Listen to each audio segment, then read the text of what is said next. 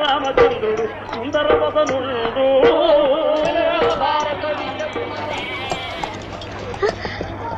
కృష్ణ, అవేంటి డైమండ్సా? రాయల వారి కాలంలో రత్నాలు వజ్రాలు రాసులుగా పోసి అమ్మేవారని మనం చదువుకోలేదు? వజ్రాలు సోల ఎంతో? గిద్ద 4 వరహాలు. 4 వరహాలా? బహు ప్రేమగానున్నవే. ఏమా, వరహ అంటే పాతకాలంలో 4 రూపాయలట. అంటే 16 రూపాయలకి సుమారు 100 వజ్రాలు. అంత చీపా? నా దగ్గర ఓ 1000 రూపాయలున్నాయి. వజ్రాలు తీసుకుపోదామా? నీ రూపాయి కాగితాలు ఇక్కడ 4 గీసుకోవడానికి కూడా పనికిరావు. అదో గొడవ ఉందా? వజ్రాలే ఇంత చీప్గా ఉంటే మరి పట్టు చీరలు అవి? పట్టు చీర 10 పైసలు ఉండొచ్చు. 1,00,000 చీరలు మోసుకుపోదామని ఐడియా లపకు. పద. ఇదే సభా మండపానికి వెళ్లే దారి. రండి.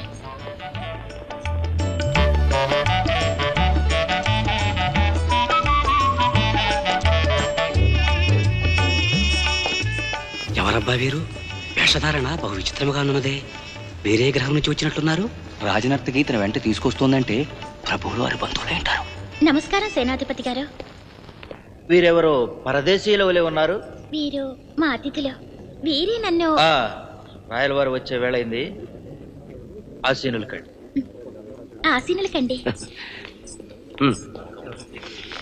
నమస్కారం తాతాచార్యులు వారు. ఓ అలసాని పెద్దన గారా, ఆసీనులు కండి. ఆయనేనా అల్లసాని పెద్దన గారు? అవును. ఏమా, అల్లసాని వారి అల్లిక జిగి బిగి అని చదువుకున్నాను చూసావా? ఆయనే ఈయన. అల్లిక అంటే ఆయన టైలరింగ్ చేస్తారా? అది నీ తెలుగు జ్ఞానం. ఇంగ్లీష్ చదువులు చదవడం వల్ల తెలుగు సాహిత్యం గురించి ఆవగింజంతైనా తెలుసుకునే అవకాశం లేకుండా పోయింది మీకు. అదిగో చూసారా, ఆయనే నంది తిమ్మన కవి గారు. ఆయన తిమ్మన గారట.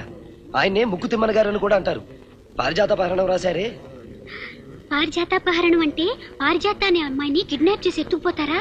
అమ్మా తల్లి. వారెవరు? వారు దూర్చటి కవి. ఆ కూర్చునేవారు పట్టుమూర్తి గారు. తెనాలి రామకృష్ణ గారేరి. ఓ కవి పేరు తెలుసు నీకు. ఏది ఏది సెకండ్. అరుగో మాటలలోనే వచ్చుతున్నారు. నమస్కారం కవి గారు. నమస్కారం. అదేమి రామకృష్ణ, కనులు మూసుకుని వచ్చుచున్నావేమి? ఓహో, పెద్దనామచ్చుల వారా. మనం రోజు తినే భోజనాన్ని కళ్ళు మూసుకుని తినగలం. మనం రోజు చూసే మనుషుల్ని కళ్ళు మూసుకునే గుర్తించగలం. అలాగే మనం రోజు వచ్చే ఈ సభాస్థలికి కళ్ళు మూసుకుని ఎందుకు రాలేమో చూద్దామని ఇలా ప్రయత్నించాను. రామకృష్ణ, అందుకే నిన్ను వికట కవి అన్నారు. చూసావా హేమ, భలే తమాషా మనిషి ఆయన. అవును, నేను కూడా కొన్ని కథలు విన్నాను. రాజాధిరాజ రాజమార్తాండ కర్ణాటాంధ్ర ఉత్కళ విజిగీష మనీష మూరు రాయల గంట ఆంధ్ర భోజ హజారా రామ హంపి విరూపాక్ష చరణ చారణ చక్రవర్తి దిగంత కీర్తి కవిరాజ కల్పక ఆశ్రిత పారిజాత రాజ కవీంద్ర నరసింహ కృష్ణరాయ రాజేంద్ర బహుపరా బహుపరా బహుపరా.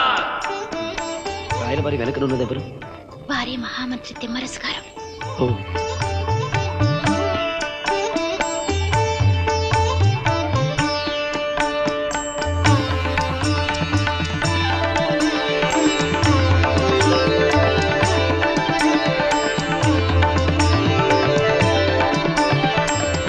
సత్యము, ధర్మము, దయ తమ జీవితాశయాలుగా భావించి కులమత భేదరహితంగా విజయనగర సామ్రాజ్యాన్ని పరిపాలించిన సార్వభౌములకు, మా పెద్దలకు అంజలి ఘటిస్తున్నాం. సామంత రాజులకు, విజయనగర పౌరులకు, మా ఆస్థానమున అష్టదిగ్గజములుగా ప్రఖ్యాతి వహించిన కవి పుంగవులకు ఈనాటి ఈ సభకు ఆహ్వానం పలుకుతున్నాం. ఇక భువన విద్య సభ్యులకు ఒక మాట. మేము వస్తుండగా దారిలో ఓ అందమైన ఊహ మా మధ్యలోకి వచ్చింది. బలరాముడు సీత చూచి పక్కున నగి ఈ సమస్యను పూరించమని మా మనవి. బలరాముడు సీతను చూచి నవ్వెననియా? చిత్రముగానున్నదే. ప్రభువుల వారు ద్వాపరయుగానికి త్రేతాయుగానికి ముడిపెట్టినారే, ఇది కొంత జట్లమే. ఓహో, మన అష్టదిగ్గజాలకే కష్టతరమైన సమస్యనిచ్చారు ప్రభువుల వారు. ఇప్పుడు తెనాలి రామకృష్ణుడు చెప్తాడు చూడు. నీకెలా తెలుసు? పుస్తకాల్లో చదివాం కదా. నేను పూరిస్తాను ప్రభు. చెప్పండి కవివర్య. లలనలు పాయసమానిన కలుగుదురే పిల్లలంచు క్ష్మాసుత నవ్వల్ పొలమును దొరికిదరని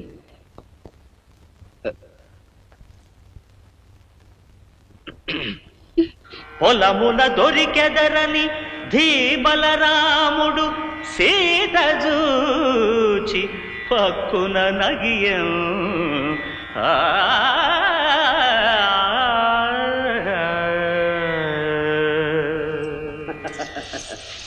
భళా రామకృష్ణ కవి, మీ బుద్ధి కుశలత అమోఘం.